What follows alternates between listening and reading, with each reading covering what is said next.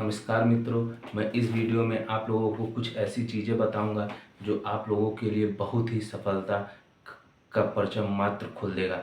देखिए, सबसे पहले मंत्र को जानिए। मंत्र क्या है? मंत्र होता है मंत्र। पूजा क्या है? पूजा क्या है उसको जानिए। मंत्र क्या है उसको जानिए। सबसे पहला कितनी बार उच्चारण करना चाहिए, किस तरह करना चाहिए। तो देखिए, सबसे पहले आप रुद्राक्ष की माला हो चाहे सबसे शुभ तुलसी की माला मानी जाती है। तुलसी की माला एक ले लीजिए। जाप जाप का मतलब है बार बार उस चीज़ को पढ़ना, जप करना, तब होता है। मंत्र का उच्चारण, मंत्र का उच्चारण अगर गलत भी हो जाता है, आपके मन में आस्था है, तो शुरुआत करने के पहले आप ये कह दीजिए कि हे माँ, चाहे कोई पीर का कर रहे हों, चाहे हे भोले शंकर के, कि अगर मंत्र को पढ़ते समय मुझसे कोई गलती होगी तो अपना बालक समझ के माफ़ कर देना। तो उस प्रकार वो मंत्र सिद्ध होने लगते हैं। और मान लीजिए आप गलती कर देंगे तो वो एक कट जाएगा, तो उसमें यही पहले बोला जाता है। और मंत्र पढ़ते समय आँख ऐसे मूंदे हैं, यहाँ से आंसू गिरने लगे, तो समझ लीजिए कि आपकी शक्ति आपकी तरफ आकर्षित हो रही है। और जब शक्ति आएगी तो उसके चलन आपके ये पूरे रोवे, जो हाथ के रोवे हैं, ये हाथ के रोवे पूरे झन एकदम बिजली से, करंट से होने लगेगा। आपके आज्ञा चक्र तक जागृत हो जाएगा। मूलाधार चक्र सबसे नीचे, आज्ञा चक्र सबसे ऊपर, ये सब जागृत होने लगेंगे।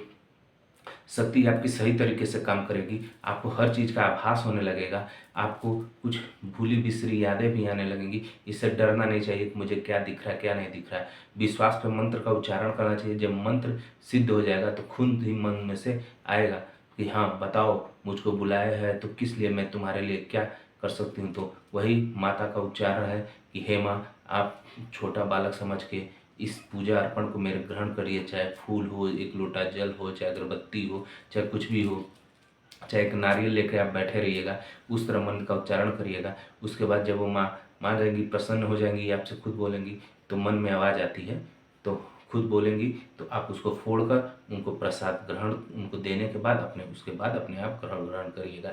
इस तरह होती है पूजा विधि। पूजा करने के बाद मंत्र उच्चारण, पूजा करने के बाद, जप करने के बाद आपके आपके शरीर में एक अलग सा तेज उत्पन्न होगा। ये तेज आपको अलग, दूसरे लोगों से अलग बनाएगा। इस वीडियो को ध्यानपूर्वक देखिए, मेरे इन बातों को ध्यान से सुनिए, क्योंकि देखिए, आप लोग गुरु के पास जाते हैं, बहुत ही सीखते हैं, बहुत इसमें इस समय है कि गुरु सिखा रहे हैं और अपने आप से जो ज्ञान मिलता है उसमें बहुत बड़ा फर्क होता है। गुरु एकमात्र आपको रास्ता बताता है। जब तक आप सही तरीके से करेंगे नहीं, तब तक आपको कुछ नहीं आने वाला है। गुरु वो मात्र माध्य है कि वो आपकी राह को खोल देता है। जो चीज़ आप नहीं, मुश्किल से मुश्किल प्राप्त करना चाहते हैं, वो आसानी कर देता है। लेकिन जो कुछ होता है अपने आप से होता है। मैं तो अपने आप से सीखा हूँ। माँ भोलेनाथ और माँ धरती, सबके आशीर्वाद से मैंने सीखा है अपने आप से, और आज सफल भी हूँ इस लाइन में। तो इसीलिए मैं कह रहा हूँ कि अगर किसी को कोई दिक्कत हो, 6393024089 मेरे नंबर पर बेझिझक कॉल करें। मैं आपकी समस्या को समाधान करूंगा। कुछ काम तेज़ी से होते हैं और कुछ काम धीमे होते हैं। आदमी की परिस्थिति के अनुसार कार्य होता है, लेकिन जो काम होता है सही होता है।